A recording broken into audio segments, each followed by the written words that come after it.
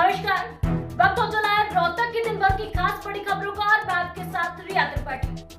देखिए मेरे साथ क्या है रोहतक में खास हेडलाइन के साथ।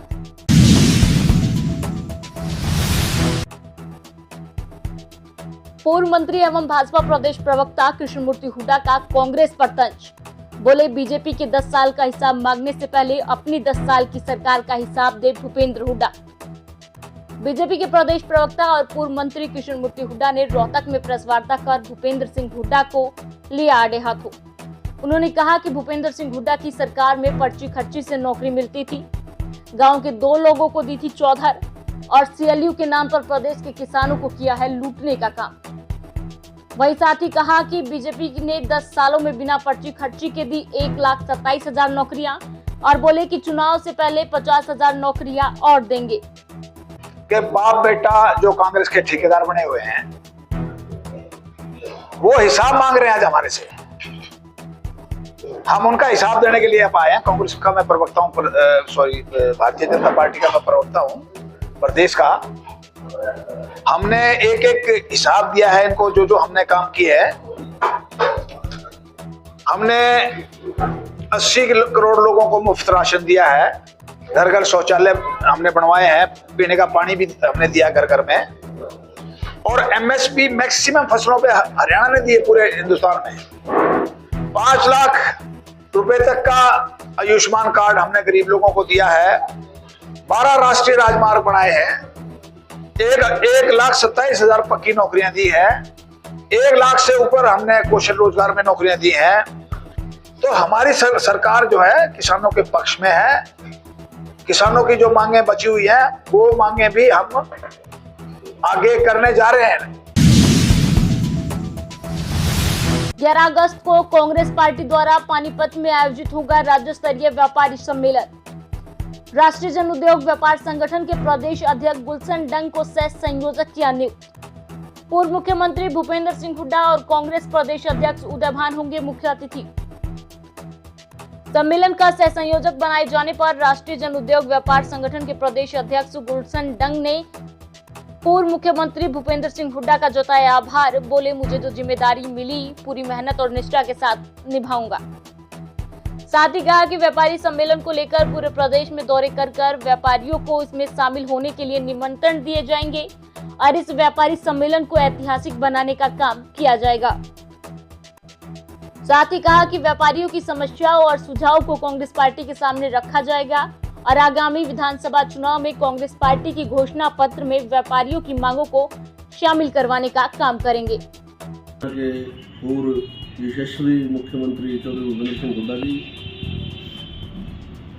रोहतक के लोकसभा सांसद श्री भूपेंद्र सिंह हुड्डा जी एवं कांग्रेस के प्रदेश अध्यक्ष उदय भान जी का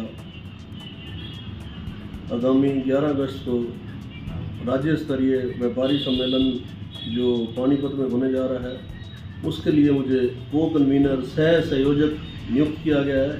इसके लिए मैं उनका हार्दिक धन्यवाद करता हूं और मुझे जो ये जिम्मेवारी सौंपी गई है मैं उसको पूरी निष्ठा और लगन के साथ इस सम्मेलन को कामयाब करने का हम पूरा जी जान से इसमें लगेंगे। और व्यापारियों की जो आज समस्याएँ हैं, आज कानून व्यवस्था जो भाजपा सरकार में बहुत बड़ा प्रश्न चिन्ह है। आए दिन रोज डकैतियाँ, व्यापारियों पर गोली मारी जा रही है, हत्याएं हो रही हैं, व्यापारियों में बड़ा भारी डर व्याप्त है। उसके लिए हम ये कांग्रेस के घोषणा पत्र में जो कोई टैक्स की प्रॉब्लम्स हैं, व्यापारियों से सुझाव लेकर हम पूरे जिले और प्रदेश और मंडियों का दौरा करेंगे और व्यापारियों को इसमें शामिल होने का न्योता देंगे और उनकी समस्याओं को लेकर इसको आगामी विधानसभा चुनाव में घोषणा पत्र में कांग्रेस के इन चीज़ों को डलवाकर इनका समाधान करने का प्रयत्न करेंगे। पूर्व सहकारिता मंत्री मनीष कुमार ग्रोवर ने महावीर कॉलोनी में रह रहे लोगों से बातचीत कर सुनी उनकी समस्याएं। मौके पर अधिकारियों से बातचीत कर पानी निकासी व सीवर के प्रोजेक्ट को जल्द से जल्द पूरा करने को कहा। साथ ही कांग्रेस पार्टी पर निशाना साधते हुए कहा कि भूपेंद्र हुड्डा 10 साल हरियाणा के मुख्यमंत्री रहे, बीबी बत्रा विधायक रहे, लेकिन लोगों की तकलीफों को दूर नहीं कर पाए। मौजूदा भाजपा सरकार ने करीब 25 करोड़ की लागत से यह प्रोजेक्ट सिरे चढ़ाने का काम किया है, जिसे जल्द ही जनता को समर्पित कर दिया जाएगा। उन्होंने कहा कि इस प्रोजेक्ट से Mahavir colony, Krishna colony, Sainipura, Hanuman colony समेत आसपास के आधा दर्जन कॉलोनी के हजारों लोगों को जल भराव से मुक्ति मिलेगी। रोहतक में मिनिस्ट्रियल स्टाफ एसोसिएशन हरियाणा के बैनर तले प्रदेश भर के क्लर्क अपनी मांगों को लेकर सभी जिलों में धरने के साथ साथ निकाल रहे हैं साइकिल यात्रा। क्लर्कों की साइकिल यात्रा आज झज्जर से रोहतक लघु सचिवालय धरना स्थल पर पहुंची। इस दौरान क्लर्क एसोसिएशन के नेताओं ने कहा कि हमारी एक ही मांग है, 35,400 वेतन बढ़ोतरी। उन्होंने कहा कि सरकार से अपनी इस मांग को लेकर हम कई बार बातचीत के लिए जा चुके हैं, लेकिन सरकार ने अभी तक मांगे नहीं मानी है। उन्होंने कहा कि सरकार को जगाने के लिए धरने के साथ साथ साइकिल यात्रा निकाली जा रही है। इसके बाद पैदल मार्च करनाल से पंचकुला की ओर कूच करेंगे। सरकार को चेतावनी देते हुए कहा कि सरकार ने अगर मांगे नहीं मानी तो अनिश्चितकालीन के लिए हड़ताल शुरू होगी और इसमें अगर आम जन को कोई समस्या या परेशानी होती है तो उसकी जिम्मेवार सरकार होगी। लिपिक जाग चुका है, अब ये इनके बहकावे में नहीं आएगा। 35,400 की मुहिम जो हमने छेड़ रखी है उसको जब तक पूरा नहीं करेंगे हम शांति से बैठने वाले नहीं। आज जो यात्रा भी पहुंची है, हड़ताल पर भी जिले भर में बैठे, तो डिमांड्स क्या है, कब तक ये रहने होंगे? जब तक सरकार हमारी मांगे नहीं मानेगी ये हमारा आंदोलन चलता रहेगा।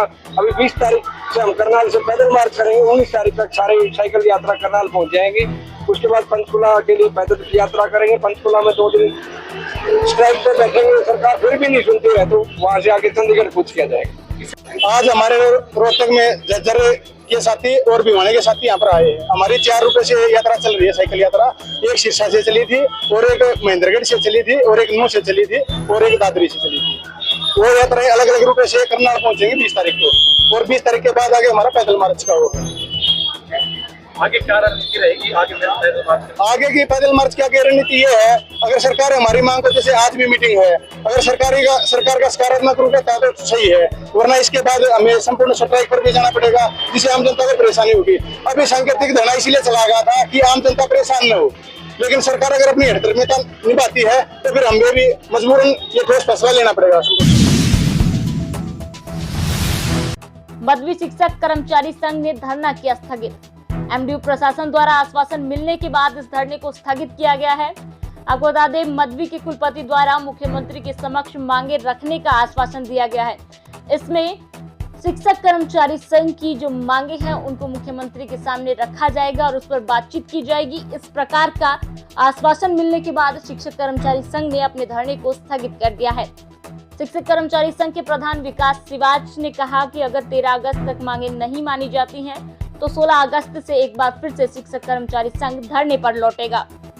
साथियों, हमारी जो प्रशासन के साथ बातचीत हुई है उसके अनुसार हम एसोसिएशन सारे हरियाणा की एसोसिएशन कुलपति के माध्यम से कुलाधिपति और मुख्यमंत्री के समक्ष हमारी मांग भेजी जाएगी, जिसमें 100% तनख्वाह और पेंशन का इंतज़ाम करने की बात कही गई है। दूसरा, जितने भी साथियों के कैरियर एडवांसमेंट स्कीम के तहत प्रमोशन रुकी हुई है उन सभी की स्क्रीनिंग और इंटरव्यू 22 तारीख से शुरू किए जाएंगे। अन्य जितनी भी मांगे हैं उन पर तुरंत से तुरंत कार्रवाई होगी, इस चीज़ का भरोसा दोनों डीन एकेडमिक अफेयर्स और रजिस्ट्रार गुलशन लाल तनेजा जी ने हमें भरोसा दिया है और यह भरोसा उन्होंने विश्वविद्यालय के कुलपति के माध्यम से दिया है। अगर 13 अगस्त तक एसोसिएशन को जो भरोसा दिया गया है उस भरोसे पर प्रशासन अगर नहीं उतरता है तो 16 तारीख से एसोसिएशन धरने पर दोबारा लौटेगी। तब तक ये धरना हम स्थगित करते हैं। रोहतक की बेटी ने रचा इतिहास। रुबीन धनखड़ ने एशिया चैंपियनशिप फ्रीस्टाइल कुश्ती अंडर 15 में जापान के खिलाड़ी को 2-0 से हराकर जीता गोल्ड मेडल। गोल्ड मेडल जीतकर अपने गांव का नाम देश, प्रदेश और विदेशों में किया रोशन। रोहतक के गांव हुमायूंपुर में रहती है रुबीन धनखड़। तो ये थी रोहतक की आज की दिन भर की खास बड़ी खबरें। कल फिर मुलाकात होगी बड़ी खबरों के साथ। तब तक के लिए मुझे दीजिए इजाजत। नमस्कार।